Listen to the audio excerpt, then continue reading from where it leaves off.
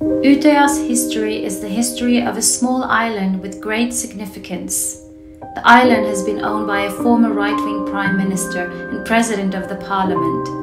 In the 1930s, thousands of working-class children came to the island for summer camps.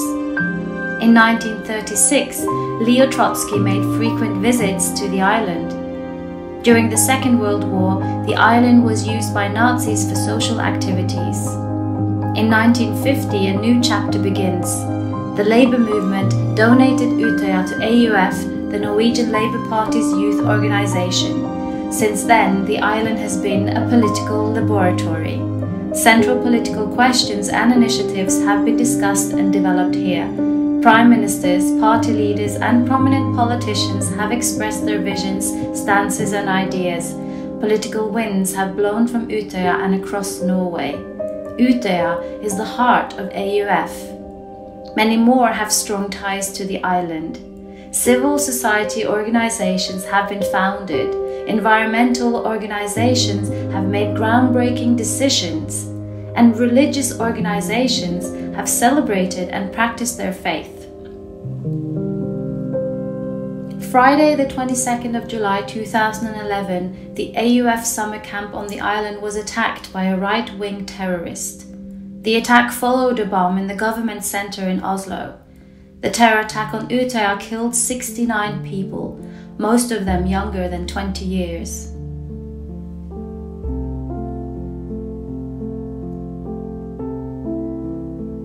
In the years that followed, we travelled across Norway to speak with both survivors and the victims' next of kin. In the midst of their sorrow, they opened their homes to discuss Utøya's future and to give us constructive feedback.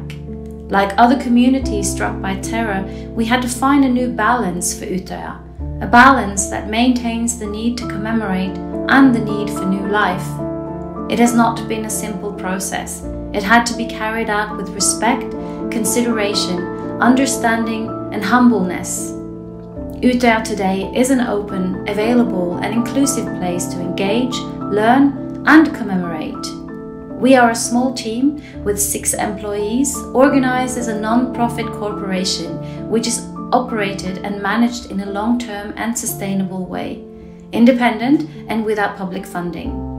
But Utøya does not work alone. Early on, we saw the importance of cooperation in order to give youth, school pupils and others, both from Norway and abroad, the opportunity to come to Utøya to learn about democracy and human rights. Through the cooperation with the European Wergeland Center and International Resource Center for Education in Democracy and Human Rights, Utøya receives thousands of people every year.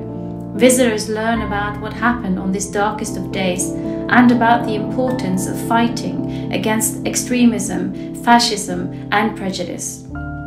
They come to a place that embodies the memory of those we lost 22nd of July, a place that never forgets and a place where new generations uphold the values that were attacked. They come to a place that makes it crystal clear hate will never win. The Learning Center at Utøya, Heinhuset, is described as one of the world's most important new buildings and is recognized as one of the most prominent international learning centers. Here, we have democracy workshops where young people exchange ideas, thoughts and views and are empowered with the tools to exercise citizenship and to actively take part in building a democratic culture. Large parts of the year, our meeting rooms are filled with trainings and meetings of civil society organizations focusing on solidarity, law, emergency response, or youth activism. Today, having a summer camp on Utøya is a clear example of young people's answer and resilience against terror and violence. The summer camps at Utøya continues to be a unique arena for young people to acquire insight in democracy work and to strengthen their political commitment. Here at Utøya, there is a path named the Path of Love. We have chosen to continue to walk on this path because love and knowledge will overcome hate. Utøya was not defeated. Utøya stood strong.